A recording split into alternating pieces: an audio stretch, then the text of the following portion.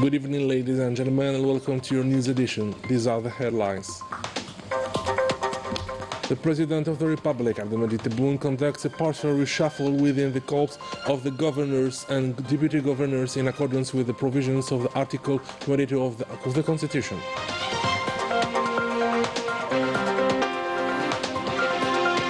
A two-day national conference regarding agricultural modernization to discuss topics of great importance leading to smart agriculture.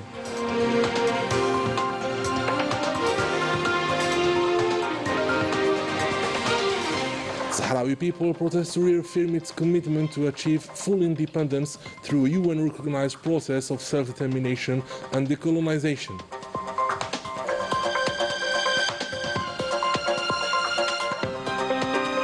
The Moroccans protest to demand the liberation of all the detainees and call for the opening of an independent investigation on the murders committed by the Makhzen against the Gen Z 212 protesters.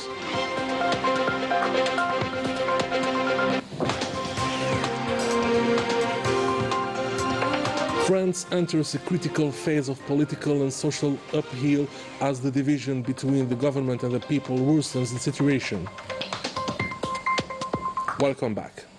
The President of the Republic, Abdelmadjid Tebboune, conducted a partial reshuffle within the corps of the governors and deputy governors in accordance with the provisions of Article 92 of the Constitution. The duties of the governor of Mila and the delegate governor of Shelaga have been terminated, and the following governors have been transferred to other provinces: the governor of Lagouat to Adrar, the governor of Batna to Lagouat, the governor of Galma to Bouira, the governor of Oran to Galma, the governor of Tipaza to Bni Abbas, the governor of Bouira to Annaba, the governor of Blida to Oran, the governor of Ingazam to Mila, and the governor of Bni Abbas to Blida. The following delegate governors have been appointed governors: the delegate governor of Dalbeda as the governor of Ingazam, the delegate governor of Sidi Mohammed as the governor of Tipaza, the delegate governor of Boussaada as the governor of Batna, and new delegate governors have been appointed: the General Secretary of State as the delegate governor of Shelaga, the General Secretary of Constantine as the delegate governor of Dalbeda, the General Inspector of Algiers as the delegate governor of Sidi Mohammed, the General Secretary of Biskra as delegate governor of Al-Qantra, the General Secretary of Boumerdes as the delegate governor of Bir Al-Adr, the General Secretary of Elizi as delegate governor of Boussaada, the District Administrator of Ghazawat as the delegate governor of Arisha, and the District Administrator of Budwa as the delegate governor of Qasr al-Bukhari. Representing the President of the Republic, Abdelmadjid Tebboune, the President of the Council of the Nation, Aziz Nasri, takes part in the third Summit of Finance and Infrastructure Development in Africa in the capital of Angola, Luanda, from the 28th to the 21st of October. During the two-day national conference regarding agricultural modernization, many topics of great importance were discussed, mainly about the strategic parts of the sector, sustainable water resources management, and the mechanism of modernization leading to smart agriculture. More details with Manal Boubagara. Evolution reigns Algerian agriculture. Enhanced and large agricultural areas in the south and young farmers' training represented the core of the 2 days discussion. The international and national experts gathered to share their expertise in 8 different workshops, from productivity improvements to the digitization of the sector and its institutional reforms. This conference is very important as it gathers more than 1,000 national and international experts in agriculture, many university students, researchers, investors, as well as representatives of international organizations who are active in agriculture and food security. It is a promising futuristic vision that is optimal for the sector, that doesn't only discuss food security but rather making agriculture a leading sector that generates wealth, making the agricultural GDP the most prominent in Algeria.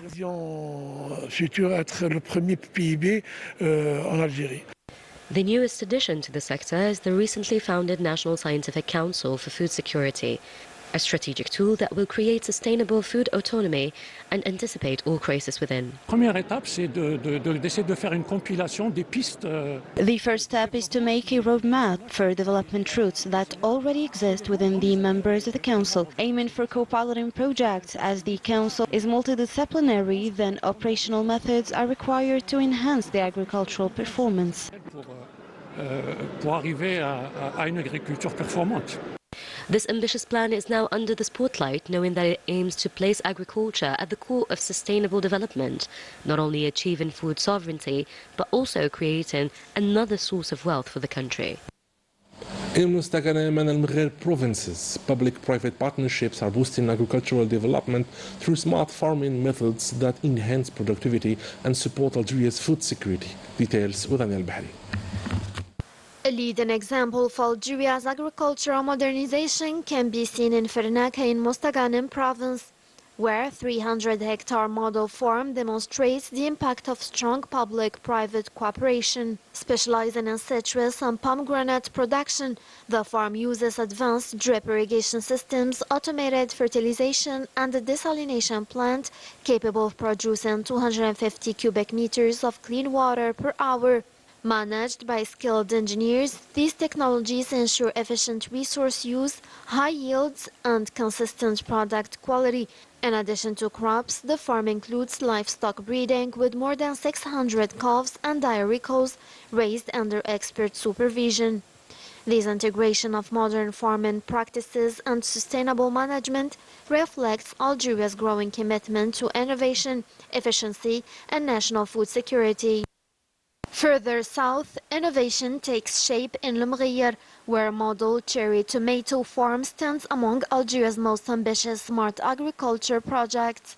Built around high-tech greenhouses, it aims to increase production, improve quality, and access international markets. About 80% of its output is exported, nearly 60% to Europe and the rest to Arab countries. Managed by skilled local teams, including female engineers, the farm integrates smart systems that control irrigation, heating, and desalination to optimize greenhouse conditions. Its advanced technology and large scale make it a leading model in Africa, boosting Algeria's status in cherry tomato production and export. In a mass protest, the Sahrawi people reaffirmed their commitment to achieve full independence through a UN-recognized process of self-determination and decolonization. Here's Najah Tiyar with the more details. The Sahrawi people want a fair UN-backed solution. Gathering in the refugee camps during a massive demonstration, they presented this demand to guarantee their legitimate right to freedom and self-determination. We demand respect for UN resolutions and our right to self-determination.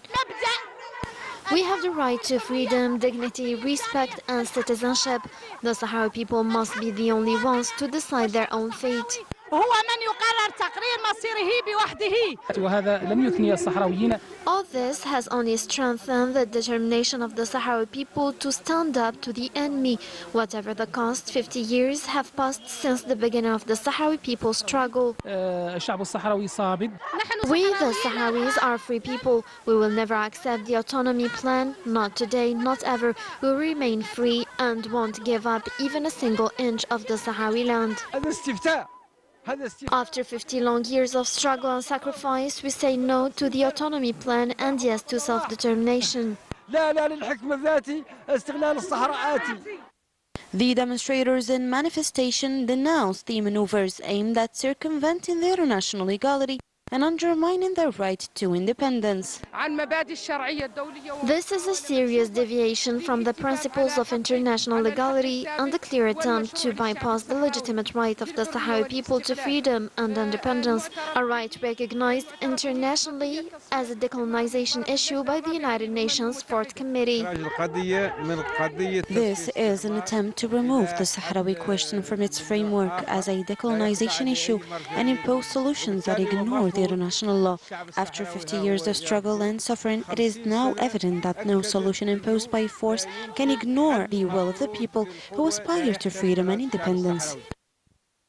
Reaffirming their unwavering resolve, the Sahrawi people vow to pursue freedom and independence in line with UN resolutions that classify the Western Sahara issue as an unfinished process of decolonization. The Moroccans are determined to continue their protests. This time, they are demanding the liberation of all the detainees and call for an independent investigation on the murders committed by the Makhzen against the Jamzi 212 protesters. Manal Boubacara. Protests continue in Morocco, affecting several cities across the country. Thousands of citizens are denouncing repression, injustice and arbitrary arrests, chanting slogans against the Makhzen. Protesters are demanding the immediate release of young detainees, as some are minors. They are also demanding justice for the victims murdered by the Makhzen during peaceful protests. We demand justice for Youssef and all young Moroccans. We demand our rights, and we will not be silenced until our demands are met, particularly in health, education and the fight against corruption, justice and freedom for all oppressed people. The Moroccan Human Rights Association has issued a statement calling for urgent measures, demanding in particular the opening of a transparent and independent investigation into the killings of several young protesters by the Makhzen security forces, as well as the prosecution of those responsible for these serious violations. The arrest of citizens in court simply because they were attending hearings of their friends is a flagrant violation of rights to access information. Journalists have been arrested or prevented from doing their job properly. The gendarmerie has used live ammunition, causing several injuries, particularly in the streets of Wajda. The motorcycle chases by the rapid response forces have led to waves of arbitrary arrests, affecting hundreds of citizens, including many minors. In a strong gesture, 14 international organizations endorsed the statement issued by the Moroccan Human Rights Association, including the World Organization Against Torture, the International Federation for Human Rights, and other organizations committed to combating violence and tyranny. The call for transparent and imperial investigations into the serious violations has been issued. The abuses are marked by the recent demonstrations, determine who is responsible. It is also necessary to guarantee that all detainees are prosecuted on the basis of evidence and their right to a fair trial that respects all international norms and standards. France is entering a critical phase of political and social upheaval, marked by collapsing public trust and widening divides between the state and its citizens. Najah Tiyar with the details. As discontent spreads across the country, France faces one of its gravest political breakdowns in decades. Behind the facade of authority, the executive is losing ground fast, confronted by a wave of social unrest and growing public distrust that threatens to upend the balance of power. How much you would rate this government? À ce gouvernement, vous me répondez quoi? I'd give it a 0 without hesitation. The government faces sharp accusations of favoring the wealthy while weighing down the poor, raising serious doubts about its pledge of fiscal fairness. In truth, you're proposing to tax even more all the working and middle classes of this country. That's the true goal of the far right, and that explains the 100 billion euros in savings demanded by the National Rally in its budget. It's nothing less than a full-scale tax assault on ordinary people, since, as we'll soon see, you absolutely refuse to make the ultra-rich pay their fair share. What irony to hear you speak of responsibility, compromise and stability. For you, compromise means rallying to your position as if you were the center of the political universe. Should we thank you for the blank here, the cuts to reimbursements for cancer patients, the doubling of medical fees, and the refusal to reinstate the wealth tax? No, we will not. Democracy means the people, and once they themselves feel that politicians disconnected from them, that's where the real danger lies. It seems to me that this is what dominates today, and that, in my opinion, is one of the greatest dangers facing our democracy. Gripped by the political turmoil and public disillusionment, France faces a moment of reckoning as each move of its embattled leadership deepens the sense of its national instability. And with this, we come to the end of our edition. Ladies and gentlemen, thank you for being with us. Have a good night.